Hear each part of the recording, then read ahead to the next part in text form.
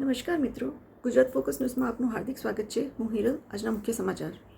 Alliance club international દ્વારા નવા chapter શરૂઆત સાથે એલી ચિરંતન દવેની નવા પ્રમુખ તરીકે નિમણૂક કરવામાં આવી હતી. સાથે નવા મેમ્બરોને જોડીને એમની આગેવાનીમાં નવા હોદ્દા પણ ફાળવવામાં આવ્યા હતા. સાથે કાર્યક્રમની અમારું નામ ચિરંતન દવે છે. હું અહીંયા પ્રેસિડેન્ટ તરીકે એલાયન્સ ઇન્ટરનેશનલ ક્લબમાં સદભાવના ક્લબ અમે સ્થાપિત કરી છે. અને આજે ક્લબનું આજે ઇન્સ્ટોલેશન સેરેમની હતી અને લગભગ અમારે આજની તારીખમાં 35 મેમ્બરો અમારે ઓલરેડી એનું ઇન્સ્ટોલેશન થયું છે.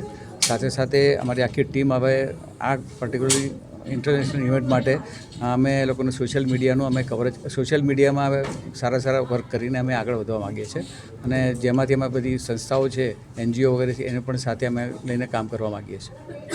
My name is Bhupender Chawala from Surat and I am past international president of Alliance Clubs International. Actually આ જે ચેપ્ટર છે તે ઇન્ટરનેશનલ NGO છે અને દુનિયાના અલગ જે રીતના મોટા NGO છે એવું જ છે.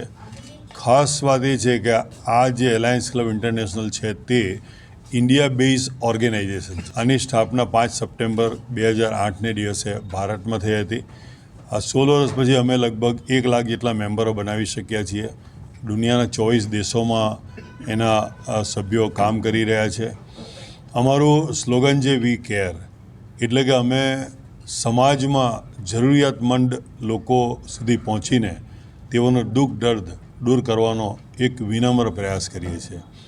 આજે ખૂબ જ આનંદ અને ગૌરવની વાત એ છે કે અમારી સાઉથ ગુજરાતથી માંડીને અહીં સુધીની જે ડિસ્ટ્રિક્ટ છે, ડિસ્ટ્રિક્ટ 141, જેનો હું ચાર્ટર ડિસ્ટ્રિક્ટ ગવર્નર પણ છું અને મારી સાથે મારા મિત્ર ડિસ્ટ્રિક્ટ ગવર્નર LI કમલેશભાઈ ગાંધી પણ છે અને અન્ય ડિગ્નેટરીઓ પણ છે.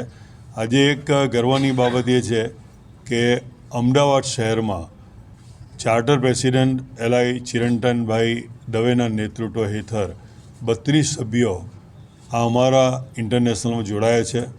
એલાયન્સ ક્લબ ઓફ અમદાવાદ સદભાવના, જેની આજે ઇન્સ્ટોલેશન સેરેમની શપથવિધિ સમારંભ કરવામાં આવ્યો હતો મારા દ્વારા. અને ઘણી ખુશીની વાત છે કે 32 મેમ્બરો ઉપરાંત આ શહેરના ઘણા બધા મહાનુભાવો આ કાર્યક્રમમાં ઉપસ્થિત રહ્યા હતા અને ખૂબ ગર્વની વાત છે કે હજુ તો ઇન્સ્ટોલેશન થયું છે અને તેની સાથે જ ચાર્ટર પ્રેસિડેન્ટ અને એમની ટીમે આ શહેરની 9 જેટલી NGO સંસ્થાનું સન્માનપત્ર દ્વારા કર્યું છે. ખૂબ ગૌરવની વાત છે.